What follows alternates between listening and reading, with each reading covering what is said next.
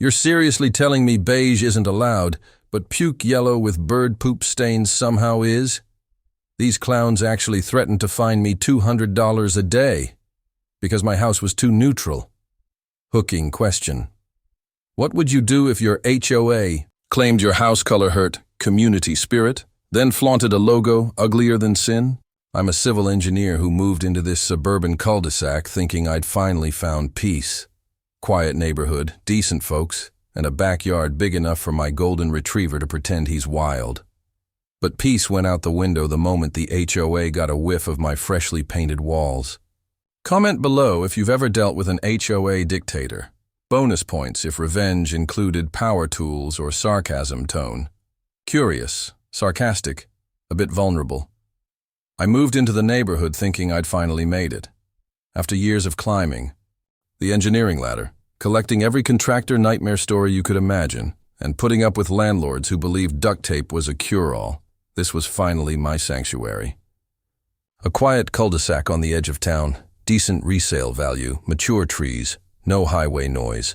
Best of all, the house was mine, and I could finally shape it the way I wanted. And when I say shape, I'm not talking about anything extreme. I'm not a spray paint flames on the garage door kind of guy. I'm an engineer. My definition of flair is matching the patio furniture to the roof shingles.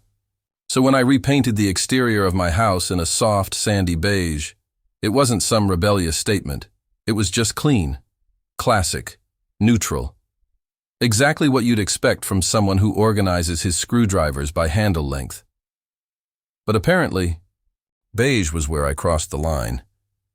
3 days after finishing the job, I come home to find a paper taped to my front door like some kind of bad ransom note. It read, "Notice of violation. Your home's new exterior color does not comply with community design standards." I blinked. Design standards. I flipped through the HOA welcome packet I'd received when I moved in. I remembered reading stuff about lawn length, mailbox maintenance, and no inflatable Santas before Thanksgiving. But nowhere did it say, "Thou shalt not paint thy house beige." Still, I tried to give them the benefit of the doubt. Maybe I missed something. Maybe there was a pamphlet I tossed in the trash because it smelled like lavender and control issues. So I called the HOA office and asked for clarification. That's when I met her, Geraldine, president of the HOA, retired school principal, the kind of woman who probably grades grocery store receipts with red pen. "Your house color lacks harmony with the community palette," she said, like I'd committed architectural heresy. "Okay. Can you tell me what the community palette actually is?" I asked. She paused. "It's not for general circulation, but trust me, beige is outside the bounds." That's when the light bulb flickered. I wasn't being punished for breaking rules. I was being punished for not asking permission. I looked around the neighborhood. Across the street was a stucco house in a shade I can only describe as expired. Banana. 2 houses down, bright blue shutters that looked like a toddler picked them. But my beige house was the eyesore? I pressed further. "Can I see the color chart?"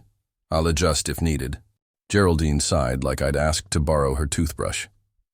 "The board must approve any changes. Submit a request form, and we'll review it at our next monthly meeting." A month? Meanwhile, I'd be racking up daily violation notices? Sure. Enough. The next day, another paper showed up.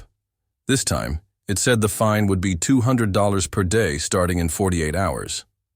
That's when the sarcastic curiosity turned to something deeper, anger, and a strange kind of shame. Here I was, finally a homeowner, trying to improve a place I loved, and some clipboard queen had decided I didn't fit the aesthetic. I tried reasoning again, sent an email, no response, left a voicemail. Got a call back from some assistant who told me, "The board has already discussed your case." Case? I didn't know I was on trial. And then came the kicker. That weekend, I overheard a neighborhood kid walking by my driveway say to his mom, "Is that the ugly house now?" She didn't correct him. I know, it's just a kid. But man, that stung more than I expected. It wasn't just about paint anymore. It felt like I was being told I didn't belong. that something as simple as the shade of my walls made me a problem. That night I sat on my back porch staring up at the eaves I'd spent 6 hours sanding, sealing, and coating. I drank half a warm beer and flipped through the most recent HOA newsletter out of spite. And there it was, right at the top, the HOA logo. A painfully geometric triangle made of 3 stripes, burnt orange, swamp green, and a color that can only be described as hungover gray. And it hit me. If they hate beige so much, why not give them something they can't hate, something they literally branded themselves with? The idea went from spark to inferno in seconds. I pulled up the HOA's digital newsletter on my laptop, zoomed in on the logo, and started sampling the colors. I matched each one pixel by pixel in a digital design tool, then called my local paint shop to ask if they could custom mix 3 very specific shades. They could, and they'd be ready by Monday. My plan wasn't just to repaint, it was to replicate. If Geraldine wanted color compliance, I'd give her the most compliant house in HOA history. My house would be an exact tribute to their glorious, hideous emblem. This wasn't rebellion. It was precision trolling. Engineering-grade sarcasm. But I wasn't going to stop at the paint. No, I wanted it to be undeniable. Right under the peak of my roof, above the garage, I planned to hang a banner. A custom vinyl sign with bold white letters. Now I'm in full compliance, right? I wasn't just painting my house. I was painting their hypocrisy into every corner. They started this war over color. They were about to find out I speak fluent hex code. The Monday after I ordered those cursed paint cans, I started the day like a rational adult. It was around 8:15 a.m. when I sat at my dining table, opened my laptop, and decided to play their game, by the book. I sent a calm, well-written email to the HOA board. Dear board, I recently received a notice regarding my house color. To my understanding, the shade used is within reasonable aesthetic limits and comparable to multiple homes within the neighborhood. For transparency, I've attached side-by-side photos of my home and nearby houses for your reference. I would appreciate a clear outline of the board-approved color palette, as none was included in my original homeowner packet. I even refrained from calling Geraldine Color Stalin, which took restraint. Hit send at 8:29 a.m. By noon, nothing. By 4 p.m., a reply, well, a forwarded reply, from someone named Pam, the HOA secretary. It was a 3-sentence message. The board has already reviewed your case. Please refer to previous notices. The matter is considered closed until changes are made. Further inquiries will not be entertained until after compliance. Reviewed my case? First off, I didn't know I was in a courtroom. Second, what the hell kind of HOA tells you they won't even listen until you surrender? Still, I figured maybe they'd just misunderstood. Maybe Geraldine was just drunk on whatever expired authority her name tag gave her. So, I called. Straight. To voicemail. I left a message offering to meet in person. Maybe we could look at swatches together. Find some neutral ground, literally.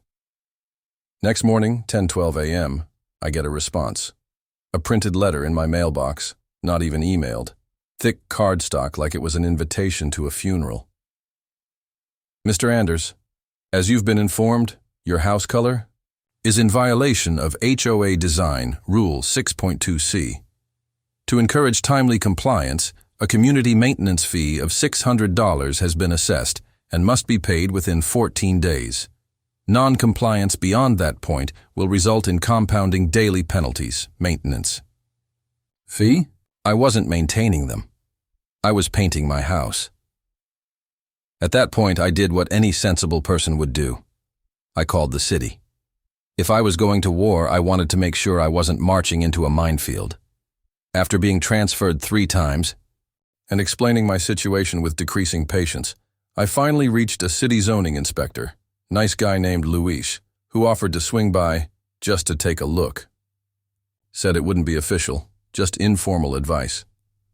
Luis showed up the next morning around 11:45 a.m., clipboard in hand. He walked around the property, jotted notes, even complimented the edgework near the gutters. Then he looked me dead in the eye and said, "Yeah, this paint job? Totally legal.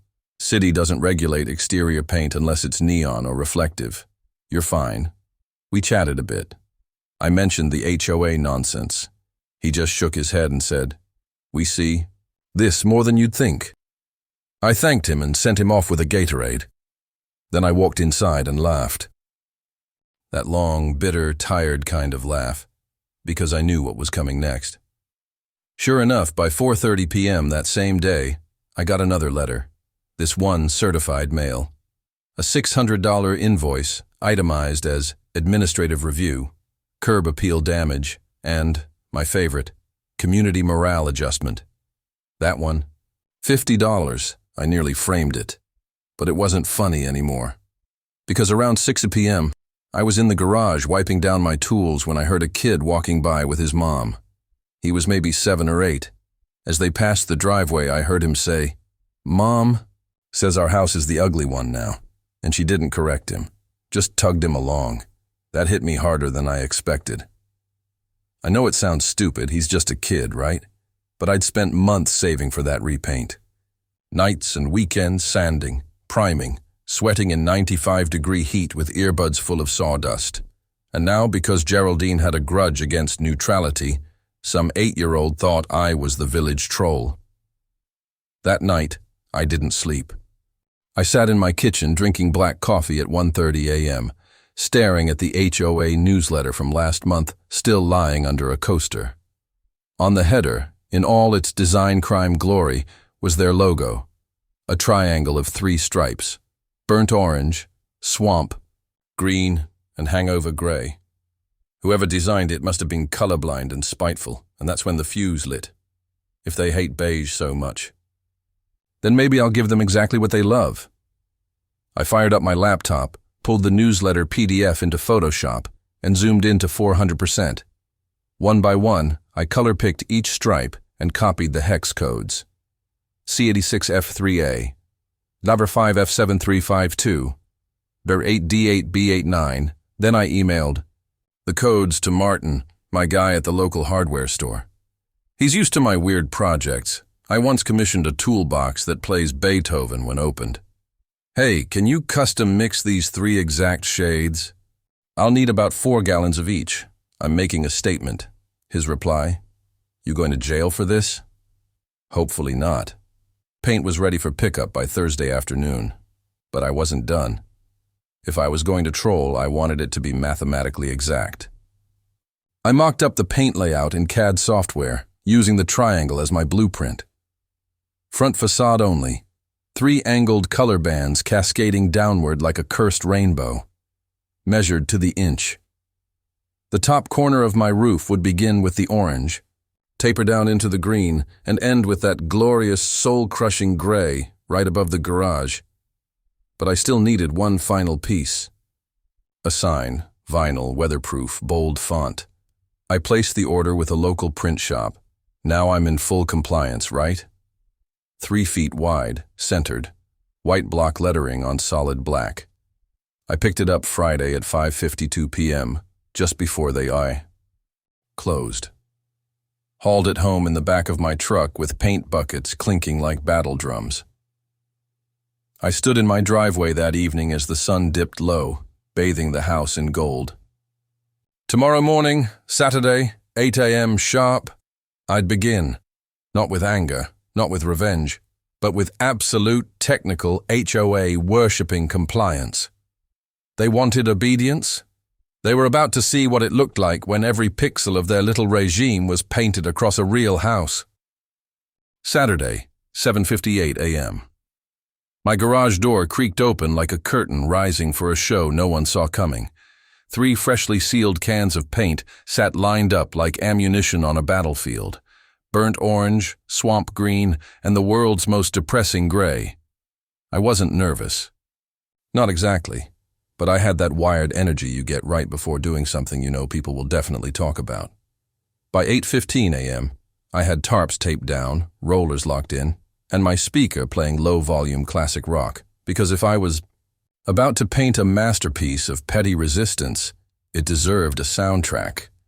And yet, even while dipping my brush into that hideous HOA-approved orange, I couldn't stop thinking, why was this such a hill for Geraldine to die on? Who finds a man $600 over beige? So while the first coat dried, I went inside, cracked open my laptop and started digging. I didn't expect to find much. HOAs aren't exactly known for transparency, but I had time and an engineer's love for systems. First stop, the public records site for our township. I searched for the HOA's registration, its leadership history, and any filings related to design revisions. I expected bureaucracy. What I got was a timeline of ego. 5 years ago, almost to the month, a document was filed titled Amendment to Community Design Standards, Section 6, Aesthetic Unity Guidelines. That was the first time color compliance had been written into our rules. But here's the thing. Up until then, there had only been loose mentions of encouraging curb appeal. Suddenly, in 2020, we had entire subsections referring to unauthorized tones, palette cohesion, and my personal favorite, visual emotional warmth metrics. And guess who submitted it? Geraldine T. Morrison, HOA president. But that's not all. The submission included a reference attachment, a design mock-up created by someone named E. Morrison, graphic consultant. I Googled the name. Took less than 30 seconds to find out that E stood for Ethan, Geraldine's nephew, a junior designer at some third-rate firm that specialized in corporate rebranding for dentist offices and small-town yoga studios. There it was. The whole thing. The triangle logo, the color scheme, the exact layout used on every newsletter and notice we'd received since. But what really made my jaw drop? I found an archived community vote record on a resident-run HOA watchdog blog. Turns out, the new design guidelines were never officially voted in. Geraldine had marked them emergency internal approval by board majority during a meeting that only had 2 members present, herself and a treasurer who, funnily enough, resigned 2 months later citing micromanagement issues. So basically, this wasn't policy. It was personal branding with fines attached. She used HOA authority to turn our entire neighborhood into an extension of her family's portfolio. I needed confirmation. I needed someone who could tell me if this was real or just a bureaucratic fever dream. So I walked across the street to Teresa's house, former HOA board member and notorious lover of real rules. She'd always seemed quietly annoyed by Geraldine's reign, and now I was banking on that. She opened the door wearing gardening gloves and a world's okayest grandma apron.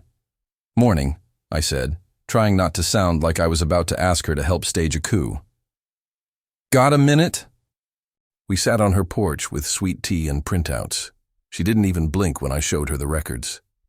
Just nodded slowly and said, "Yep, I remember that meeting." Geraldine showed up with her nephew's laptop and told us we were getting a modern visual identity. I told her it was a conflict of interest. She told me I was resisting progress. "Was there ever a community vote?" Teresa snorted. "Are you kidding?" She wrote the ballot language herself, buried it in a landscaping initiative, and only gave homeowners 48 hours to respond. It failed, obviously, but she claimed visual upgrades didn't require full community approval.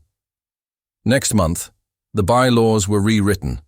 That was the beginning of the end for me. I asked if she had anything in writing, proof the original. Rules never mentioned paint colors. She stood up without a word and returned 5 minutes later with a manila folder so stuffed it looked like it had cholesterol. Inside were PDFs of the original HOA charter, scanned newsletters from 2017-2019, and internal emails where Geraldine literally typed, "We'll roll out the new palette regardless. No one reads the bylaws anyway." I scanned them into my phone on the spot. This was gold. Teresa leaned back and said, "Honestly, I've been waiting years for someone to call her out on this crap. You gonna fight?" "Oh," I grinned. "I already started. Saturday, 1:10 p.m. Back home, the first coat had dried perfectly. The second coat was smoother, more confident. Probably because I was painting with pure vindication in my bloodstream. I turned the music up a little louder. The orange bled into green just as the blueprint said it would, forming that glorious triangle. Every line measured, every angle matched to the logo's absurdity. By 3:45 p.m., I was brushing the final layers of gray above the garage. People slowed their cars to stare. One neighbor actually stopped walking her dog to ask, "Are you painting the HOA logo?" Yep. That's either brave or suicidal.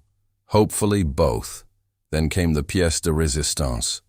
I climbed the ladder to the roof peak with a power drill in one hand and my freshly printed banner in the other. Now I'm in full compliance, right? 3 feet wide, heavy vinyl, screwed in at all 4 corners, dead center between the triangle stripes.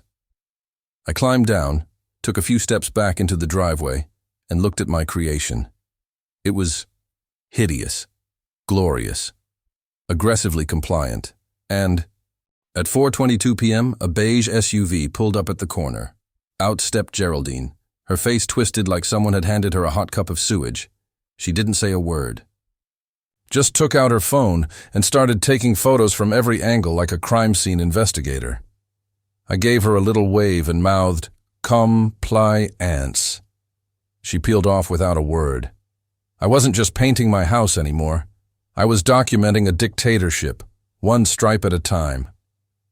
Saturday, 4:22 p.m. Geraldine stood across the street like a monument to misplaced authority, camera phone trembling in one hand, a white-knuckled HOA binder clutched in the other. I didn't say a word, just nodded politely and gave her the same 2-finger salute I'd give a co-worker who walked in late to a meeting I scheduled. She didn't wave back. Just got in her beige SUV, ironic, right? And peeled off like I'd slapped her dog. By 6:30 p.m., 2 HOA board members had stopped. First was Pam, the secretary, pretending like she was there to check on community wellness. She stood on my porch awkwardly with a clipboard and fake smile. "I've received some concerned emails," she said. "Oh?" I replied, wiping paint off my hands with a rag. "From people offended by compliance?" She didn't answer, just jotted something down and backed away like I was contagious. 20 minutes later, Ken showed up. He's the treasurer, the kind of guy who wears Bluetooth earpieces even when they're not connected to anything. "Geraldine asked me to remind you that the board considers this escalation inappropriate," he said, not even trying to make eye contact. "Tell Geraldine the paint isn't the escalation." "The fines were?" I said flatly. "I'm just showing pride in our shared visual identity." He opened his mouth to argue, then paused like he realized he couldn't even justify it. He left without a word. That night, I didn't sleep much. Not out of guilt, out of momentum. It was that weird, quiet moment when you know the storm hasn't fully hit yet, but the pressure's dropping. I wasn't scared. I was ready. Sunday, 9:05 a.m. I walked out to get my mail and noticed a group of neighbors standing at the end of my driveway. 3 women, 1 man, all holding phones. They weren't angry, just curious. "Did you actually use the logo colors?" one of them asked. "Exact hex codes," I replied. "You're kidding." "Nope." Took them straight off the newsletter Geraldine sends every month. They stared at the banner. One of the women burst out laughing. That was the beginning of the shift. By 11:20 a.m., people were stopping their cars to take photos. Some shook their heads. Some gave me thumbs up. A teenager on a scooter passed by and shouted, "Bro, this is legendary." By 3:00 p.m., I had a dozen Facebook friend requests and 2 private messages asking for HOA advice. Word was spreading. Meanwhile, Geraldine wasn't staying idle. Monday, 8:47 a.m., I received a new envelope. Emergency board meeting, attendance required location, HOA office time, 6 p.m. Agenda, community standards violation, reassessment and escalation procedures, translation, a tribunal. My personal Salem witch trial. I showed up on time, freshly shaven, button-down shirt, folder under my arm filled with everything. Emails, bylaws, original design policies, screenshots of Geraldine's nephew's portfolio, even a printed version of the Facebook comments. I walked in to find the board seated like they were waiting for a confession. Geraldine sat at the center like the godmother of neighborhood politics. She opened with, "We are deeply concerned that your actions constitute visual disruption and may qualify as hostile defacement under Community Clause 9.1. I raised my hand like I was back in college. "May I ask where Clause 9.1 is in the handbook?" She blinked. "It's under architectural consistency." "Right," I said, flipping open the handbook. "You mean the part where it says exterior modifications must be in line with existing visual language approved by the board?" She nodded. "Then by painting my home to exactly match the HOA logo, aren't I showcasing the board's visual identity?" I deadpanned. Silence. Then murmurs from the back row. Neighbors had shown up. Word had clearly gotten out. There were at least 15 residents seated behind me, many of them holding HOA documents and phones in hand. Teresa was there too, front row, arms folded, smiling like a proud coach watching the underdog run a touchdown. I continued. "I also have emails from 3 different former board members, including Teresa, who confirmed the color palette rule wasn't voted in properly. I've got time-stamped city records and screenshots showing Geraldine's nephew created the logo that now dictates what shades we're allowed to use. The same logo, mind you. That's not part of any city-recognized zoning code," Ken whispered, something to Geraldine. She waved him off. Pam looked like she wanted to be anywhere else. I added, "And let's not forget the $600 fine for damaging community morale. I've got a whole folder of actual community support right here." I turned and gestured to the audience. A few people even clapped. Geraldine's face reddened. "This isn't a popularity contest," I smiled. "That's good, because if it were, I'd be running unopposed." The meeting devolved after that. Residents began demanding clarity on other issues. Why one person got fined for sidewalk cracks, but another didn't. Why mailbox colors suddenly had to be black. Why fines kept going up without explanation. I sat back and let it unravel. Monday, 8:22 p.m. I uploaded my entire story to the local community Facebook group. Pictures, receipts, color codes, PDF scans, everything. I ended it with a simple sentence. I followed the rules. They just didn't think anyone actually would. By 10 p.m., it had 190 likes, 73 comments, and was getting shared into nearby neighborhood groups. People were furious, some with the HOA, others with themselves for not speaking up sooner. One user posted, "I just found an old email from 2021. My house got fined for a shutter color Geraldine told me was too rustic. Now I realize she just didn't like me." Tuesday, 10:12 a.m. A local real estate blogger picked up the story. Title, "Man Paints Home in HOA Logo Colors to Expose Petty Rules. HOA Explodes." By noon, a small news outlet reached out, asked if I'd be open to an interview. I declined for now. This wasn't about going viral. This was about exposing rot. By 5:30 p.m., I received an anonymous email through my website contact form. Yes, I had one. Engineer habit. It read, "You don't know me, but I used to work with Geraldine on the original committee. She's broken more rules than she's enforced.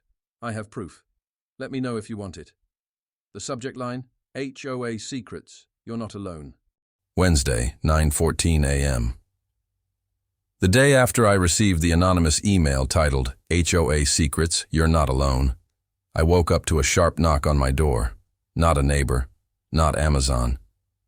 It was a man in a reflective vest with a clipboard and a camera, hovering in my flower bed like a cat about to poop in defiance. "Can I help you?" I asked through the screen door, coffee in hand. "I'm here to do a landscape violation inspection on behalf of the HOA," he said flatly, as if this was perfectly normal. I raised an eyebrow. "You're not from the city?" "No, sir. I've been contracted independently." "Do you have authorization to be on my property?" He blinked. It's in my scope, per HOA Clause 7.4. Wrong, I said, grabbing my phone. You're trespassing. I stepped outside, slow and deliberate, and pointed to the small red dot glowing above my door. My Ring camera, recording every second of this clown's uninvited inspection. Back up off my lawn. Now. He hesitated, then muttered something and walked back to the sidewalk. 3:33 a.m. I called the police, gave them the footage, filed a trespass report. Officers came by just after 10 a.m., and I handed them a USB drive with the footage and a copy of the contractor's card, which he'd stupidly dropped while stepping into my hydrangeas. They nodded, professional and quiet. One of them said, "Yeah, we've been here before. You'd be surprised how often HOA disputes go sideways." But I wasn't surprised anymore, not after the fines, the phony pallet rules, the silence, and now the contracted harassment. 4:42 a.m. I received another envelope, same gold-embossed HOA letterhead, this time a formal notice.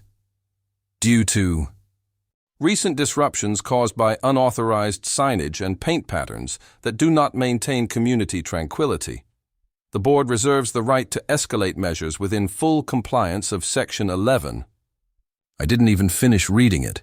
I was already uploading the trespassing footage to the Facebook group, along with a screenshot of the contractor's Yelp profile, complete with reviews from other neighborhoods calling him the HOA spy. 5 p.m. The comments exploded. "He was in our backyard last year. Geraldine paid this guy cash. That's the same man who threatened to call animal control on my cat." Within an hour, I had 2 DMs from former board members who said they'd heard rumors of Geraldine using private enforcement against residents who didn't comply quickly. I connected the dots. The man on my lawn wasn't just a rogue contractor. He was Geraldine's last bullet. A hired hand meant to intimidate, document, maybe even fabricate violations. But she forgot the camera. Thursday, 7:18 a.m. I got a call from Ken, the board treasurer. "Just letting you know. There's an emergency board session tonight. Internal review. Geraldine's being questioned." "You mean investigated?" He paused. "We're calling it a review." "Uh-huh," I replied. "You bringing snacks?" He didn't laugh. That night, 6 p.m. sharp, I sat in my car outside the HOA office. A nondescript beige building that matched Geraldine's personality, bland, tight-lipped, and mildly condescending. By 6:14 p.m., the doors opened and residents began filing out. Quietly. No yelling, no drama. At 6:33 p.m., Teresa called me. "She's out," she said. Geraldine resigned, citing health reasons. The board voted unanimously to remove all executive privileges. Pam's interim chair. They're freezing enforcement until everything's reviewed. It was over. Almost Friday, 8 a.m. The entire community received one final HOA newsletter. Subject line, "Restoring Harmony." Written by Geraldine. 4 paragraphs of passive-aggressive nonsense about misinterpretations, transitional turbulence, and prioritizing positive futures. She closed it with, "While I may no longer lead, I hope the values of cohesion and civility will guide this neighborhood through these challenging times." I nearly spit out my cereal. By 9:30 a.m., the newsletter had already been screenshotted, memmed, and turned into a bingo card. Cohesion? Check. Civility? Check. Future forward thinking? Check. Totally avoiding responsibility? Bingo. Then the floodgates opened. By noon, 3 more residents posted detailed stories of their own HOA run-ins. One woman had been fined for leaving her trash bin visible for 17 minutes on pickup day. A single dad said Geraldine made him repaint his fence 3 times until it matched her preferred finish. And then there was Linda, a retired teacher who dropped the line of the week. "She made me repaint my doghouse because it clashed with the hydrangeas." A doghouse. Friday, 2:15 p.m. The story got picked up by Channel 8 News. Local anchor, all smiles, standing in front of my home. When one man took HOA policy a little too literally, it turned out to be the exact protest this neighborhood didn't know it needed. The camera panned over the house. Triangle logo replicated in full, bold banner still flying proud. I stood out of frame, just watching from across the street as the community finally looked at itself and saw the truth. Saturday, 11:30 a.m. I received word from Pam that a special meeting had been scheduled. Agenda: interim revision of HOA aesthetic policy and brand identity. By 1 p.m., over 30 residents showed up. Some brought printed proposals. Others just wanted to witness the end. The vote was swift. No debate, no posturing. Retire the HOA logo? Unanimous, effective immediately. The Triangle of Doom, as one resident called it, was removed from all official documents, newsletters, and the website. By Sunday morning, the HOA sign outside the office was taken down by a hired crew. That beige building finally looked blank. Free, empty, like a cage without a warden. Sunday, 5:47 p.m. I sat on my porch with a glass of iced tea, staring at the fading triangle on my house. I'd repaint it soon, probably something warm. Something real, but not yet, not before everyone had time to really look at it. One last message, one last monument to the madness that ruled us for too long. Sunday, 5:47 p.m. I stayed on my porch until the sun dipped below the rooftops, watching the last golden light stretch across the painted triangle on my house. Burnt orange, swamp green, and the soul-sucking gray that started it all. Funny how something so ugly could be transformed into something powerful. It stayed up for one more week, long enough for neighbors to see it in full daylight, under cloudy skies, after rain. Long enough for it to lose its edge, to become part of the neighborhood, even if just temporarily. Long enough for people to talk. The shift was subtle, but real. By the following Wednesday, Teresa was officially voted in as HOA president. She didn't run a campaign. She didn't need to. The community trusted her, the way they once assumed they could trust Geraldine. There's a difference. The new board held their first open meeting that Thursday night at the local library. No executive sessions, no closed-door maneuvers. They even live-streamed it in the Facebook group. The first motion passed. Suspend all enforcement tied to aesthetic fines until the community votes on revisions. The second. Ban the use of third-party enforcement contractors permanently. Pam resigned quietly a week later. No drama.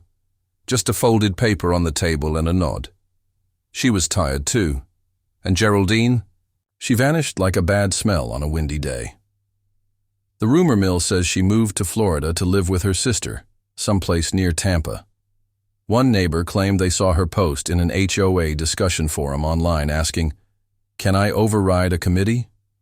Vote as acting chair?" under a username that sounded suspiciously like her old email. I didn't follow up. Some chapters don't need sequels. As for me, the next Saturday I repainted my house. Not because I was ashamed, not at all.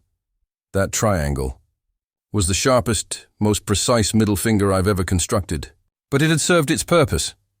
I picked a new palette, rich clay brown, deep olive, and a soft sandstone accent. Earth tones, warm, real, my colors, my story. And this time, neighbors came by to help. Chris from 2 doors down brought donuts and drop cloths. Linda brought paintbrushes and beer. Even Teresa stopped by mid-morning with fresh lemonade and said, "This feels like how it should have been all along." By 4:30 p.m., the last coat was done. We stood in the driveway, admired the even finish, and just smiled. That house once, called an eyesore, had become a landmark, a lesson, a reminder. And the funniest part? The new HOA office sign, installed the following week, was painted in a soft, neutral beige, the same beige Geraldine once called aggressive, turns out The color they tried to erase became the one thing that brought the community back together, not through rebellion, through truth. We started holding monthly cleanup days. Residents began hosting yard sales together instead of fighting over permits. Someone even organized a block movie night with a projector on their garage. People started talking again. Not about violations, about ideas. That's what power vacuums do sometimes. They don't just clear out the rot. They make room for roots. I pass the old HOA office sometimes, and every time I see that soft beige sign, I smile. It reminds me that no matter how small the rule, or how petty the fight, truth has a way of bleeding through like primer under paint. You just have to be willing to hold the brush long enough. If this story hit you hard, hit like, share it, and comment your wildest HOA story, because truth deserves a voice.